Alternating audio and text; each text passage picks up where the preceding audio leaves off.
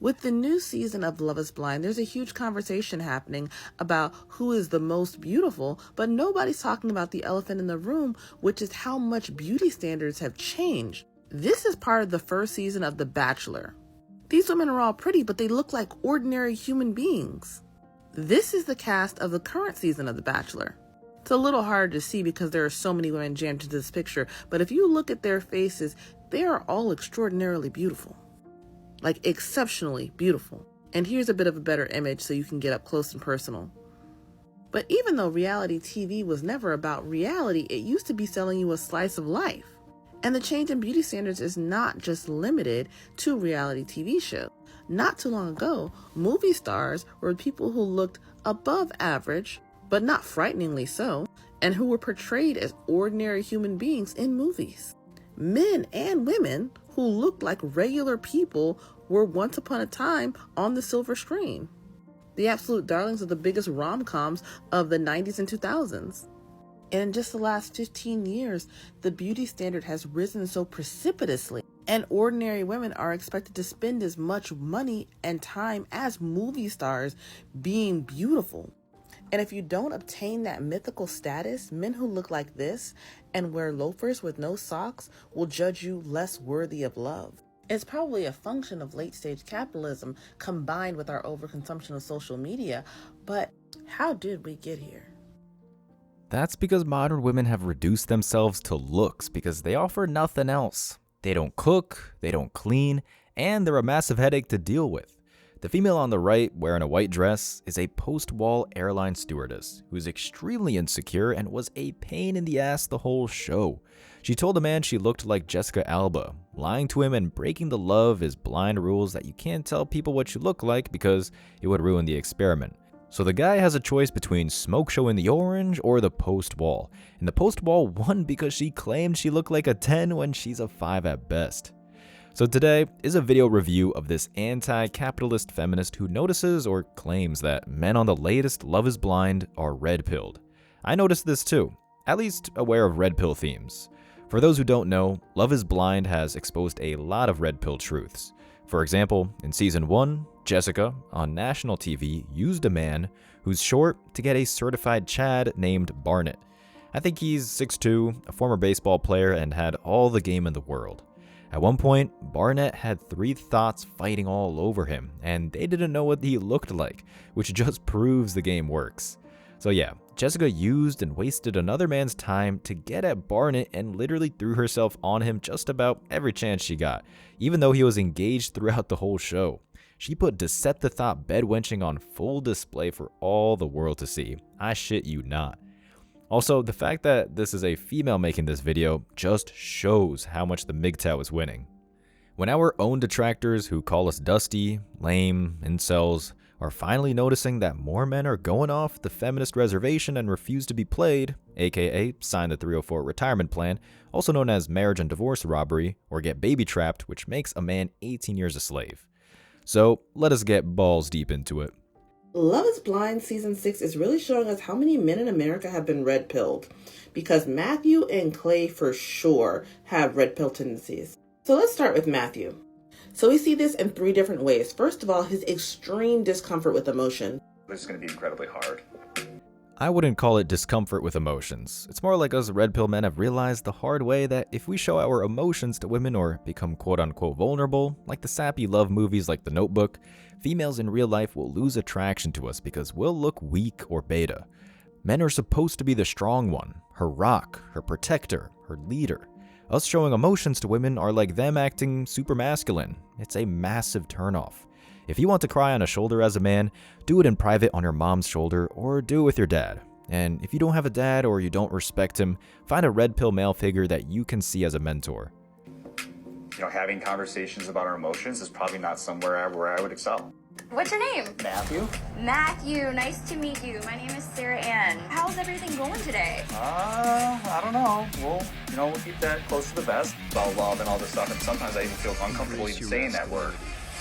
The second way you can tell this guy is definitely red pill is he treats the women like they're auditioning for his approval, and he never wants to give anything of himself. If you want, you can pick a number. Give me 10. What is something you think you excel at in relationships? My loyalty and devotion to my partner. What about you? You know, I was just going to ask the questions. I wasn't really anticipating getting the same one back. Oh my God. Yep, just dude talking to the wall. Number, and then you get a corresponding question. Number 4, please. This one's been requested a couple times. We try to be something different. This guy thinks he's the bachelor and not one of many contestants. Not to mention the times he just walks out on women without even saying that he's leaving. I can't even include all those. This guy's just a huge jerk. And that's how it should be done. If you're the prize, these thoughts should be chasing you. The dude looks buff, is successful with a white-collar job. He's a Chad over 6 feet, and he looks like a real man. In every traditional country, men like him would marry the hottest 18-year-old virgin in the town. And speaking about jerks, jerks are what women want because it seems like that's the only type of man they're always talking about. They'll rant and complain about the assholes and D-bags, yet somehow these are the men who are always getting their box. And it worked because these females made a TikTok video about him. Not the blue-pilled dudes who are clueless about the dating and marriage pitfalls. Him, the man who's all business and making these females qualify to him. If you're a winner, they benefit more from being with you than you the other way around. You get maybe 30 seconds of fun to bust a nut. They get a better lifestyle you provide, protection, status from being with you, and an easier life. Plus, divorce and child support robbery. Obviously, with a traditional woman, she'll cook and clean for you, raise your kids. But these bedwenches are closer to streetwalkers than actual traditional marriage-quality women. But the third and most key way you can tell that this dude has been red-pilled is he mimics vulnerability to get these women to drop their guard so he can use and abuse them. And he does this with AD and Amber by feeding them these same exact lines. As if females don't send the same Snapchat to the roster of men they're talking to, or they don't fake their emotions to gaslight and manipulate men or actually seek revenge against men. Remember, men have gotten hung and killed because of false allegations, or have spent years in prison all because some feminist lied and fake cried. So him giving these females a fake scenario to see how they act is genius. This is what companies do, when they make applicants answer the same questions. Like I said, this bedwench is mad that the dude is dating smart. What do you even think about the engagement part of this? I think it's cute. Because I don't really take it lightly. I'm glad you don't, because I don't either. What's your dad think? My dad, Yeah. he actually passed away last September. Oh my goodness, I'm sorry. It's okay. Oh, So I don't think he's thinking much. Oh, Sorry. jeez. I'm sorry. We weren't that close. So Matthew asked a question about the dad to gauge what class, to see if she has daddy issues or not. Because you ask directly, how's your relationship with your dad? These deceptive thoughts might be aware to the fact that them having daddy issues is a massive red flag and will disqualify them from any meaningful relationship. And as you saw, this chick made a joke about her dad being dead, which means she was raised by a single mom, which means she doesn't give F about him. He's the first and not the last man that has left her. Any woman who's close with her dad wouldn't be making a joke about him passing away. They'd probably cry about it. He talked about like asking my dad. Oh yeah, before your interview. And if he can't do that, I can leave. And I was like, I'm fine with that. The last thing I do too. And I just thought it was like crazy, which is good. I mean, it was a great date. So guys who have been red-pilled, like Matthew, imitate genuine vulnerability and emotion because they never want to be vulnerable. They want to weaponize it to get women to fall for them, and they never have to put themselves out there.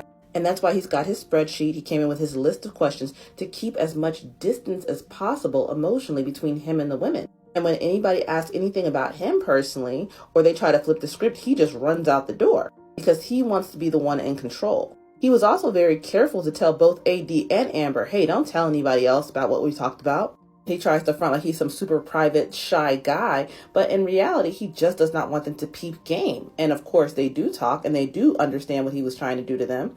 Amber runs, AD dumps him, and he leaves the experiment saying, oh, I'm going after Amber, like he really loved her. But everything he does is a game, and it's all about the approval of others. You can tell that's what's always on his mind by what he talks about. If you haven't watched this season of Love Is Blind, I'm going to spoil some things. AD, who's the ghetto black chick, told Amber on purpose so she'd get her panties in a bunch and leave, and so AD herself can have two men fighting over her. It wasn't this fake concern about him being a player or feeding another woman the same lines, because she didn't dump him right after. She led him on after to have two men to fight over her, so she can be in the middle of the drama and show the world that men want her, and then finally be one to reject a man. She also used him as leverage for the man she really wanted. Clay, a player. Bedwenches love setting men up to fight over them, and men have gotten shot over this type of drama. Like they'd purposely cheat with another man just so their boyfriend can find out and go after that side man, even though she chose to cheat. And that's why the blue pill is so dangerous to men, because they'll never suspect that bedwenches like AD will set them up for failure out of pure enjoyment and entertainment and pure hatred for men, because her deadbeat single mom all her life brainwashed her into hating men. It hurts because I've never felt the way I did with you before. But, you know, America, they do love a good underdog, and they do love comebacks. I think I now got the entire country of America on my side. I know that you are thinking about the lights and the camera and the action, but like I put all that aside when I came here, and I'm really like wanting to go through the process. And that whole conversation really gives us the best possible way to know that Matthew has been read, which is that he's always accusing other people of doing what he's trying to do. In one of his earlier conversations with the girls, you know, they were talking about reasons for being here. And he's like, well, I'm not here trying to be some C-list celebrity. I'm really here for love. And every time he asks Amber or AD a question, it's like, oh, are you being for real with me? Are you being honest with me right now? Like he's projecting his own stuff onto other people. He sees negative motivations everywhere because he has negative motivations and because he's a liar. Red pill guys are all about creating narrative. That's what he's doing. Oh, America loves a good underdog and we can make a comeback. They see themselves as the heroes of their own story. And that's why in the beginning he compared himself to Superman. Superman is cold to start out with, but I'm better than all these other guys. This man needs to grab onto reality and hold on tight because he's delusional. Delusion for what? Valuing himself? Of course he's going to see himself as the hero of his own story because he's Team Matt. He wants the best for himself and he's a top-tier guy, unlike this bitter female making the comments. Let's see what she looks like, since she's throwing stones like she's married and a supermodel. This is what she looks like, a small-ass photo of her, if that's really her. If she looked the way she talked, she'd surely be more proud of the way she looks. By the way, a man like Matthew and honesty, the rest of the males are usually of higher value than the female contestants, because the females are used up already and are actual post walls.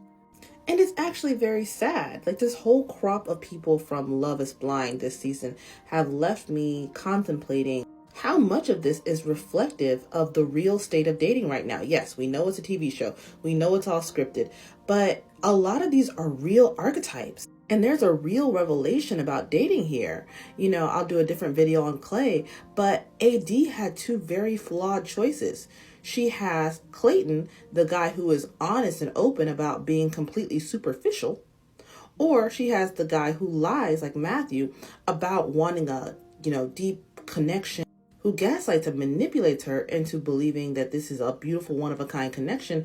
In reality, he just wants to play with her mind. So it's like, do you go with the person who's obvious and honest about not being a good person, or the one who lies? And the answer would be neither, but like, this is what the dating pool looks like for many young women. And this is why so many of them are opting out of dating. It's like you have a choice between obvious red flags and hidden red flags. Which do you want? Because on this show, she had the opportunity to know that Matthew was lying because she was in the quarters with Amber. But in reality, how are you going to know the other women he's dating? You're not going to know this guy has lied to you or deceived you until way down the line. Ironically, this is all projection. Matthew is doing what most women do to men, but according to feminists, when women do it, they're just trying to find the right one, or they're exploring themselves, or they're keeping their options open. Yet when a man does it, he's manipulative, he's toxic, he's a serial killer. And of course the female in the video is used up by Tyrone, because she has player trauma, because she looks at everything in the eyes of someone who got played. She got hammered by the players, so she sees most men as the hammers in every dating nail situation. I even feel a tiny bit bad for Matthew and guys like him, because the truth is, It looks like he started out as a normal guy with, nice enough qualities, good job. He's nice enough looking, just an ordinary person who fell down a rabbit hole. And I can't tell you how many of my male friends and colleagues say that they are bombarded with red pill content all day long. It doesn't matter how much you dislike and scroll away, it finds another way onto your feed. And if you are young and if you are vulnerable, you start to believe this is the way. I'll put my emotions in a box and I'll play with women because women are just playing with me. Like, you believe in this crazy, messed up unreality because it makes you feel better rather than dealing with your own stuff. It's a lot easier to believe in a philosophy that says women are evil and they're all out to get you rather than going to therapy. Because we don't even know what's wrong with Matthew because he would never talk about himself.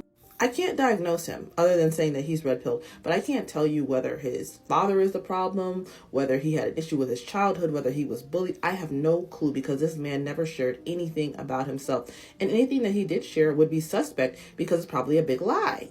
It's giving sociopath because he has mimicked human vulnerability down to the pauses in the conversation. When he pauses and he clears his throat like he's really having trouble getting the words out. I'm so attracted to you. I love you so much. To have to study to imitate normal human interaction to this level is just not normal. And because he doesn't allow himself to be used, she thinks something is wrong with him. Because he's a stoic and not an emotional mess like every other mangina or simp who's raised by a deadbeat single mom. She thinks he needs therapy when it's more projection from a female who's been used by players, and so she's inadvertently trying to fit her trauma into every dating situation. Let's see what the comments have to say. I literally take my husband's phone and block red pill content. Can't have him being brainwashed. Change the algorithm, ladies. And there it is. These females want men back on the plantation.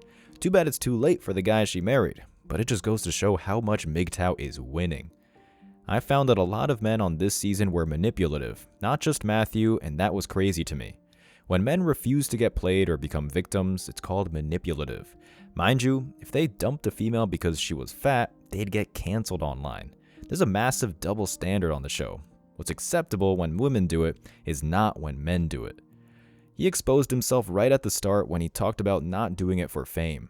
Nobody was asking and it wasn't the topic. As if these bedwenches aren't doing this for fame. There's at least one thought per season, usually the best looking one, is on the show to advertise herself to all the simps and sugar daddies around the world. I hate to break it to you guys, but Matthew has a girlfriend. He did a Q&A on his Instagram, and someone asked, do you like Spanish/Latin women? And he said, funny you should ask this. This is Vanessa, my girlfriend. This picture was taken the same day as the reunion. We went to the Charlotte FC soccer game with friends. They look so good together. And Matthew? He looks so different, especially in this picture. Someone asked, you don't seem like the typical reality TV participant. What persuaded you to try this out? And he said, life is best lived when you challenge yourself. Someone asked, what's something you wish had been shown on the show? He said, my abundance of riz. Yeah, Matthew, where was this in the show? Someone else asked, are you in touch with anyone from Love is Blind? Any good friends from there? And he said, yes, I have several friends from the show. I actually dog sit for a couple of them. And he reposted Sarah Ann's story of him with Sarah Ann and Jeremy. I'm actually surprised he's chill with Sarah Ann and Jeremy. Someone also asked, why did you go on the show and had you seen previous seasons before? And he said, never watched the show before, watched a couple of episodes of season 1 in preparation for experience, probably a mistake on my part. I kind of like that he didn't really watch Love is Blind going in the experiment. Someone else asked, did you know the risks of being on a reality TV show before applying for it? Sorry they made you look bad. He said, I didn't think they could cut and paste sentences. If I would have known that, I wouldn't have done it. And he says that he wasn't at the reunion because he didn't want to go back to a situation where they're maintaining editing control. Someone asked, why did you and AD/Amber not work out in the real world? And he said, they are too chicken and rice like for me. Does anyone know what that means? Well, seems like Matthew is happy with his girlfriend now. And although he has a lot to say about the bad edit Netflix gave him, he's learned his lesson being on a show like this and is trying to move on. I think that's pretty mature. Oops, wrong about Matthew, like always. Us red pill men 1, bed wenches 0. Now, let's see what she has to say about Clay.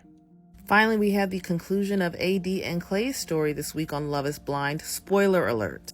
Been the best process. AD, I love you. I don't think it's responsible for me to say I do. While I always knew they weren't going to be getting married, I'm surprised it was Clay that ended up saying no. I'm shocked because I thought AD had something on the ball. I thought that she was always going to reveal to us her intuitive streak. Like, you can see the wheels turning when he's talking all the time. And I thought she was checked out because she already knew she was going to say no to this loser. He was the one who had the valid reason to say no. He was all red flags. It just shows how clueless this bedwench really is. Firstly, she called Clay a loser, which is the furthest thing from reality. He's firstly a college All-American track star. Secondly, he owns his own house and works around the clock to get real estate deals. While AD, the ghetto black chick, barely works as a real estate agent, it's a cover because she's essentially jobless looking for the next man for her come-up. She used to be a cheerleader for an NBA basketball team. The Hornets got ran through by the NBA players because she admitted she quote-unquote dated them, and that's why she's single. Clay played her and used political talk to put the blame on himself to get out of marrying this bedwench. He fed her BS, she ate it up, and he moved on because he knows she's trash. And the only reason why Clay was the red flags was because he has player vibes and his father was a player who cheated on his mom. Also, he had all the red flags, yet AD said yes to him at the altar. Imagine that. Had Clay been an average, respectful, blue-pilled guy, she would have said no at the dating pods. Because to AD, he would have been lame, boring, claimed that there was no real chemistry. So people are asking, why did Clay do this? How come he didn't say I? Two reasons. One, colorism, and two, because he is a broken human being. The colorism video is separate. But in his whole conversation with his father and mother today, I saw how messed up Clay truly is. Clay knows AD is for the streets because he's red-pilled, thanks to his father. Clay uses the excuse of his father being a player to get out of relationships, and dumb thoughts like this eat it up. His strong father is the reason why he's successful and an outstanding citizen, because despite cheating on his mom, his father invested time and money and resources into Clay. And surprise, surprise, Clay is a professional who can play women on national TV, and because he can be politically correct and political, he's able to avoid the backlash. Me and my dad haven't really had too much deep conversations. Like, in terms of words, that was the most important to me my whole life. You know, my dad was married to my mom for 25 years. My dad used to take me with him when he used to cheat on my mom. My mom never knew that. I want to know, were you in love the whole time, you know, because I've seen him from a different perspective, and there's a gray area when it comes to marriage, and I'm just so big on that gray area, and I just don't hear too many men articulate that gray area. That first line put in perspective so many things Clay has said before. He's like, oh, this is the most my dad's ever poured into me. But he's constantly saying, oh, my dad was such a great father. He was such an involved father. Spoiler alert, he is a great father because he was there for Clay's whole life. Yet, she's acting like his father abandoned him. Just because a man cheats on his wife doesn't mean he's a bad father. I'm not saying fathers should cheat on their wives, but you know the whole story. Modern women in marriages play games, like hold out sex, and if the wife does that for a while, on purpose, knowing it bothers him, the man has a right to look elsewhere to get his needs met. Clay got lucky that his mother was an actual mother and set aside her own emotions and let his father be in his life because there are so many modern women who will destroy their own kids to get back at their ex. And now he's saying this is the first time you've all ever really talked, and this is what the father is saying. Spoiler alert, it's a whole bunch of nothing. In this moment, it's just like so surreal. Like so much things are going through my head. So I'm just kind of like overwhelmed. I'm not gonna lie. If you think you're beaten, you are. Yeah, if you think you dare not, you don't. If you'd like to win but think you can't, it's almost a sense you won't, right? Yeah. If you think you'll lose, you've lost. For out in the world, you find success begins with a fella's will. It's all in a state of mind. If you think you're outclassed, you are. You got to think higher to rise. You got to be sure of yourself. You, okay? You know, if you want to win that prize. But it comes down to life doesn't always go to the faster, stronger man. But the one who wins is the one who thinks he can. And it's just believing in who you are. Yeah. My dad always... What the fuck is this man talking about?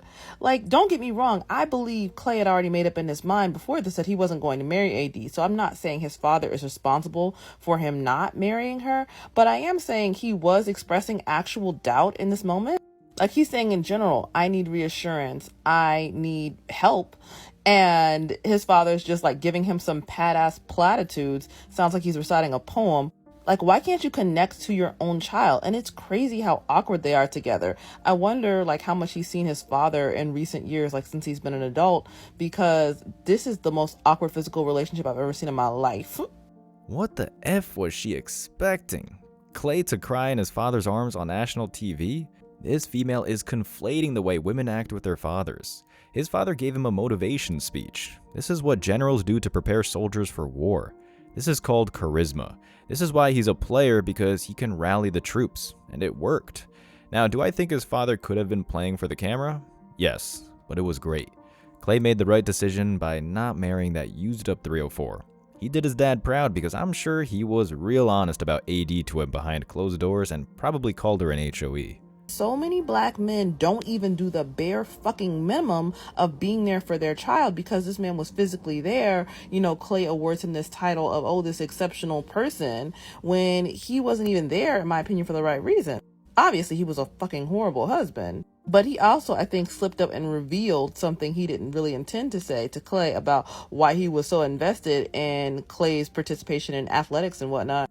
Was always my thing. Yeah. You know, high school All-American, college All-American, Yeah. United States Olympic teams. Yeah. I came as close as the Melrose Games, Yeah. and I pulled that hamstring. Yeah, I remember you told me. Yeah, but outside of that, I was just, me personally, I was living vicariously through you.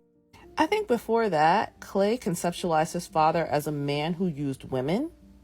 I think in that moment, it might have hit home that he is a man who uses people, and that he himself, Clay, is one of the people that his father has used.